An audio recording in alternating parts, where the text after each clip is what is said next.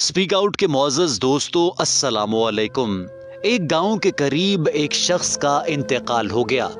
उस शख्स का कोई वाली वारिस नहीं था, ना उसके घर में कोई बच्चा मौजूद था और ना ही कोई बूढ़ा हयात था। लिहाजा गांव के बासियों ने इस बात का फैसला किया कि हम सब इसका जनाजा कब्रिस्तान तक ले जाएंगे। कफन का बंदोबस्त किया गया, इंतहाई बाइज्जत तरीके से उसको गुस्ल दिया गया जैसे तमाम मुसलमान घरानों में होता है, और उसके बाद उसका जनाजा कब्रिस्तान पहुंचा दिया गया। अब कब्र खोदी जा रही है और इर्द गिर्द खड़े लोग जो उसका जनाजा लेकर आए हैं, क्या देखते हैं कि साथ वाली कब्र जरा सिरक गई है, यानी थोड़ा नीचे बैठ गई है। और फिर क्या मुलाहिजा होता है कि कब्र के अंदर गुलाब के फूल खिले हुए हैं और कब्र से ऐसी खुशबू बाहर आ रही है कि सब महसूर होकर रह गए हैं। और खुशबू इतनी अच्छी है कि वहाँ पर बैठकर सोच रहे हैं कि आखिर इस शख्स ने क्या नेकी की होगी और दुनिया में इसके आमाल क्या होंगे। लिहाजा एक दूसरे से सवाल करते हैं कि ज़रा कब्र का कतबा तो गौर से देखो, इस पर क्या नाम लिखा है, क्या पता लिखा है और इसका ताल्लुक किस गांव से है। हमें ये जानने का तजस्सुस हो रहा है कि ये शख्स दुनिया में क्या कारोबार किया करता था।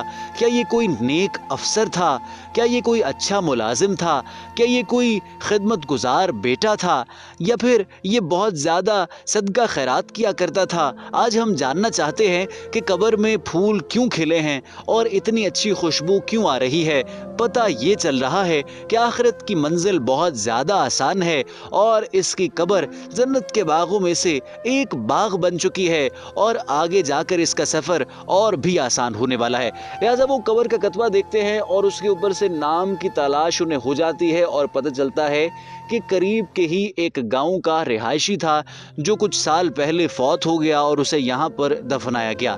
लिहाजा फैसला किया जाता है कि जिस मैयत को लेकर आए हैं उसको दफनाने के फ़ौरन बाद हम इसके गांव जाएंगे और गिरोहों में तकसीम होकर बट जाएंगे और पता चलाएंगे कि इसका घर कहाँ था। इसके घर में जो भी हमें मिला, वो औलाद हो, वो इसके वालिदैन हो, वो इसकी बीवी हो या फिर इसका कोई भाई बहन हो, उससे जाकर ज़रूर मिलेंगे और पता चलाएंगे कि आखिर ये शख्स दुनिया में क्या किया करता था। अब उस शख्स की तदफीन करते हुए खुशबू आती जा रही है और सबका इरादा पुख्ता होता जा रहा है कि जिस कब्र से खुशबू आ रही है उसके गाँव में ज़रूर जाना है और पता चलाना है।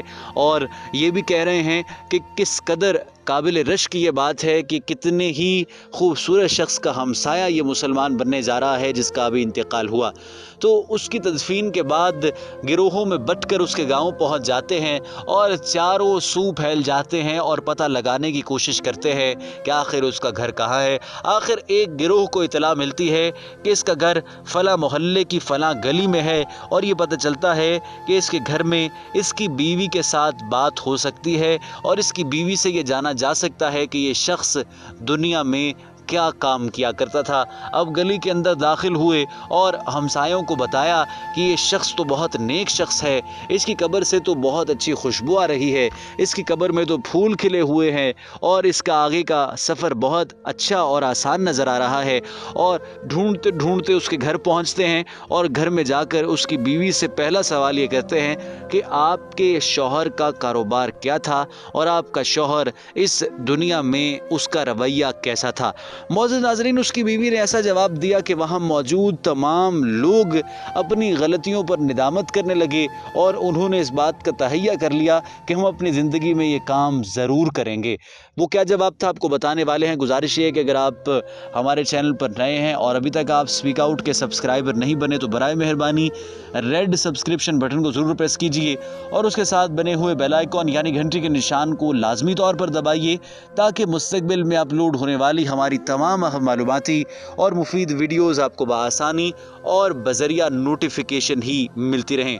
तो नाज़रीन, उसकी बीवी से सवाल किया कि आपका शौहर कौन सी नेकी किया करता था, आपके शौहर के अंदर क्या ख़ास बात थी कि उसको अजर अज़ीम मिला है। तो उसकी बीवी ने कहा कि मैं ये नहीं जानती कि वो घर से बाहर कैसा था और क्या क्या नेकियां करता था।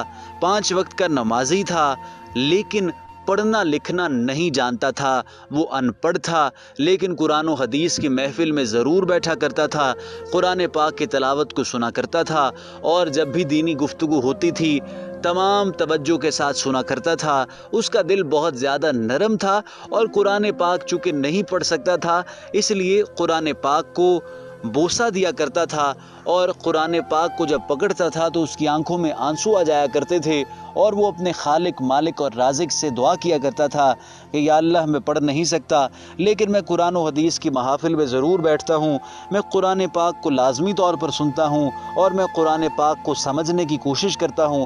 میرے اللہ تو میرے گناہوں کو معاف فرما دے، اور میں قرآن پاک سے جس طریقے سے میں قرآن پاک سے محبت کرتا ہوں، تیرے کلام سے محبت کرتا ہوں، مجھے قرآن پاک کے بتائے ہوئے طریقے کے مطابق ہی اپنی زندگی بسر کرنے کی توفیق عطا فرما دے، مجھ پہ اپنا خاص کرم فرما دے۔ اور اس کی بیوی نے کہا کہ مجھے لگتا ہے کہ شاید یہی وجہ ہے، شاید اس کی یہی نیکی ہے کہ آج پورا گاؤں اس کی صفتیں تلاش کر رہا ہے، اور تم ڈھونڈتے ڈھونڈتے یہاں تک آ پہنچے ہو اور مجھ سے سوال کر رہے ہو۔ تو معزز ناظرین، اس واقعے سے ہمیں یہ سبق ملتا ہے کہ آج ہمیں پڑھنا آتا ہے، ہمارے پاس وقت ہے، ہمارے پاس آسائشیں ہیں، ہمارے پاس اللہ تعالیٰ کا دیا ہوا سب کچھ ہے، لیکن ہمارے دلوں اور دماغوں پر اس طرح سے غفلت طاری ہو چکی ہے کہ ہم قرآن پاک کی تلاوت نہیں کر رہے، اور وہ محافل جہاں پر قرآن پاک پڑھا جاتا ہے، سنا جاتا ہے اور اس بارے میں غور و فکر کیا جاتا ہے، ہم ان محافل میں نہیں بیٹھ رہے۔ یہ کتنی بڑی بدنصیبی ہے کہ ہم اپنا وقت جو ہے اچھی باتوں میں نہیں گزار رہے، نیکی کے کاموں میں نہیں گزار رہے، البتہ ہم برائی کے کاموں میں اپنا وقت جو ہے وہ گزار دیتے ہیں۔ قرآن پاک کو پڑھنے کا بہت زیادہ ثواب ہے۔ پیارے مسلمان بھائیوں اور بہنوں، قرآن حکیم وہ کتاب ہے جسے اس کائنات کے خالق و مالک نے اشرف الانبیاء حضرت محمد صلی اللہ علیہ وآلہ وسلم پر نازل فرمایا۔ قرآن پاک کے تلاوت کے بے شمار فضائل ہیں۔ قرآن پاک میں ارشاد باری تعالیٰ ہے، ترجمہ: اور ہم قرآن میں اتارتے ہیں وہ چیز جو ایمان والوں کے لیے شفا اور رحمت ہے۔ قرآن کریم میں رب کعبہ نے خود فرمایا کہ قرآن رحمت اور شفا ہے۔ آج ہمارا کیا حال ہے، ہم بیماریوں میں اور طرح طرح کی پریشانیوں میں تو مبتلا ہے، لیکن ہم دوا کے ساتھ تلاوت قرآن سے برکتیں حاصل نہیں کرتے۔ ہمیں چاہیے کہ ہم تلاوت قرآن پاک کو اپنا معمول بنا لیں، اور قرآن پاک کی تلاوت کر کے وہ خزانہ اور وہ کامیابی حاصل کر لیں جس کا دنیا اور آخرت میں ہر انسان جو ہے وہ منتظر ہے۔ قرآن ہی دلوں کا سکون ہے، اور قرآن ہی دلوں کا چین ہے۔ قرآن کی تلاوت کرنے سے بیماریوں سے شفا مل سکتی ہے، دنیا کی مشکلیں آسان ہو سکتی ہیں، اور بگڑے ہوئے کام بن سکتے ہیں۔ اللہ تعالی ہم سب کو قرآن پاک کی تلاوت کرنے کی توفیق عطا فرمائے۔ کامنٹ سیکشن میں آمین ضرور لکھیے، اور اس دعا کا حصہ ضرور بنیے۔